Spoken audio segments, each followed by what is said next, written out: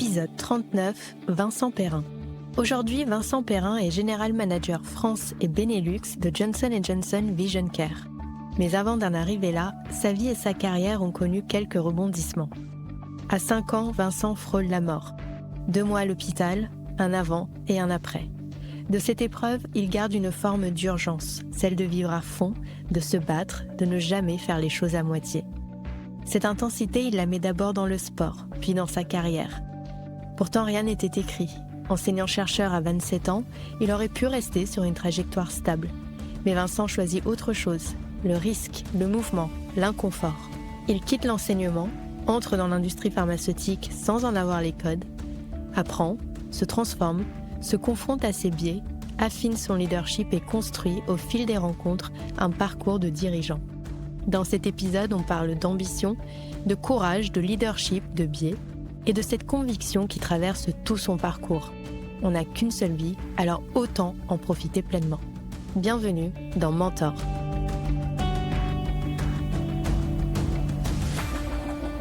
Leçon 1, indépendance, ambition et prise de risque.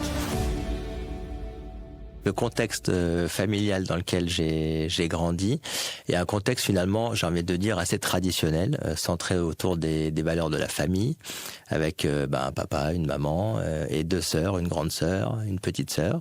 Et donc c'était des valeurs tournées autour du partage, j'ai envie de dire aussi de la joie, de comment aussi grandir en tant que famille. Et c'était des choses très positives quand j'y réfléchis et que je me retourne vers ces années-là. Peut-être il y a aussi un autre élément que j'ai envie de mettre en avant qui est la notion de valeur travail. Quelque chose qui était assez ancré, notamment chez mon papa, qui est quelqu'un qui vient du monde du bâtiment, qui a commencé en bas de l'échelle, qui a beaucoup travaillé, qui s'est beaucoup investi, et finalement qui a, je pense, inculqué à mes sœurs ainsi qu'à moi cette notion de travail et en l'occurrence pour lui sur quelque chose d'assez laborieux et d'engageant physiquement, aussi bien physiquement, j'ai envie de dire, qu'intellectuellement. Donc ça, c'est quelque chose qui est quand même très ancré, je pense, dans la famille. Déjà d'être un garçon avec 2 sœurs, alors désolé pour la caricature peut-être, mais c'est vrai que forcément ce n'est pas les mêmes conversations, ce n'est pas la même façon de voir les choses. Ma grande sœur en était très proche, on a dans les faits 2 ans de scolarité de différence, mais 1 an et demi d'écart. Donc des fois on a même des amis en commun. Donc c'est vrai que moi ça m'a vraiment permis de comprendre aussi que dans la vie il y a des gens qui pensent différemment, qui voient différemment, et je pense que oui, en termes de compréhension des choses, moi ça m'a beaucoup aidé.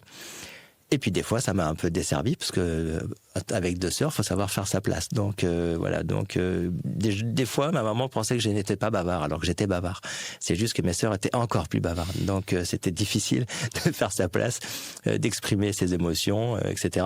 Mais voilà, au final je pense que je m'en suis sorti. Mais c'est sûr que c'est certaines soirées, certains repas, c'était une expérience effectivement.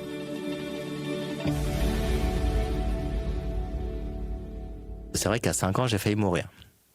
Donc en un week-end, j'ai pris à peu près 10-15 kilos. Je devais en faire à peu près, je devais faire 15-20 kilos. Et en fait, j'avais mes reins qui s'étaient bloqués.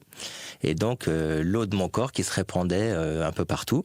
Et avec le risque que quand ça arrive au poumon, c'est comme si vous vous noyiez de l'intérieur. Donc, c'est pas très joyeux ce que je vous raconte, mais il n'y avait pas de traitement. Donc, j'ai été hospitalisé immédiatement, alité, les jambes tendues, impossible de se lever. Et ça a duré 2 mois. Donc, j'ai passé tout l'été de mes 5 ans dans une chambre d'hôpital à regarder le lac d'Annecy. J'avais vu sur le lac, c'était quand même déjà positif. Regarder le lac et à pouvoir rien faire. Et c'est vrai qu'il y a un avant et un après. En tout cas, ma maman, elle l'exprime assez clairement, de se dire que après ça a été plus compliqué aussi en termes de comportement pour moi avec les autres, et ça m'a donné aussi une rage, on va dire, peut-être de vivre un peu plus forte que la moyenne, ou en tout cas qu'elle n'avait pas ressenti avant cet événement, puisque en fait la maladie est partie, mais même les médecins ne savent pas comment, donc ils avaient même annoncé à ma famille que j'allais mourir. Donc c'est quand même quelque chose qui avait un impact assez fort, je pense, au sein de la famille. Donc c'est vrai que c'est des souvenirs qui sont un peu flous et en même temps très présents, parce que moi je me souviens très clairement, par exemple, du moment où ma maman m'a sorti de l'hôpital, donc puisque j'avais fait passer 2 mois à l'IT, et là je ne savais plus marcher. Donc à 5 ans, parce que j'avais plus de muscles, et ça c'est quelque chose qui m'a marqué et que j'ai pas très bien vécu, au sens où je me disais, en gros, dans ma tête, je devais penser que j'allais être handicapé ou je sais pas, mais c'est quelque chose que j'ai assez mal vécu, et donc oui, je pense que les mois qui ont suivi ont été compliqués. Après, de là à ce que moi je mentalise comment j'étais avant, je ne sais pas. En tout cas, ce que je sais, c'est qu'après, oui, ça m'avait donné une certaine forme d'agressivité, on va dire, d'envie et d'agressivité pour pas être que sur le négatif, mais que j'ai dû apprendre à canaliser. Donc je pense que mes parents l'ont plutôt bien géré dans la durée. J'ai été accompagné par des psychiatres au début à la sortie de l'hôpital. Ils m'ont fait faire des sports de combat. Je pense qu'ils m'ont aidé aussi à canaliser cette énergie. Donc j'ai fait du judo, je me suis vraiment éclaté dans cette expérience de sport de combat, et je pense que ça m'a aidé aussi à canaliser cette énergie. Mais c'est vrai que je pense que voilà, les années, pour pas dire les décennies qui ont suivi, je suis pas sûr d'être totalement guéri sur cette dimension-là, m'ont voilà, procuré cette énergie, cette envie de croquer la vie, en fait, quoi. Moi, je suis à peu près certain que ça a eu un impact sur le côté ambition. Parce que, comme je l'ai dit tout à l'heure, je viens d'une famille qui est assez simple, où la volonté c'était le bonheur de la famille, le bonheur des enfants, et donc j'ai vraiment pas à me plaindre de ce côté-là. Voilà, j'ai été bien entouré, mais avec, j'ai envie de dire, des ambitions assez limitées. Voilà, moi j'ai des parents qui étaient ouvriers, ma maman était prof. Voilà, entre guillemets, j'aurais pu me contenter d'un parcours un peu lambda, et c'était très bien. Et moi, j'ai jamais voulu de ça. Donc c'est vrai qu'assez rapidement, j'exprimais une volonté d'être indépendant, de prendre des risques, de faire des choses différentes. Ce que j'ai fait d'abord dans le sport. Voilà, j'ai parlé du judo. Le judo, je me suis investi à 200%.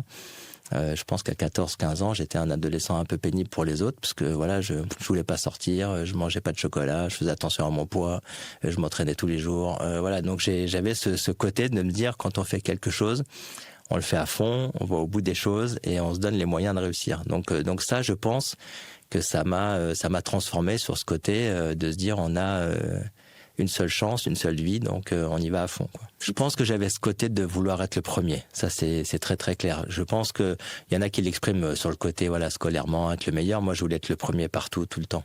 Donc je pense que ça devait être pénible des fois pour les autres. Je pouvais aussi me bagarrer si les choses n'allaient pas comme il faut, dans les années qu'on suivit assez facilement. Donc encore une fois, il fallait canaliser cette énergie. Mais moi, il n'y avait pas de jeu. Il y avait je gagne ou je perds. Que ce soit, j'adorais les jeux aussi de société.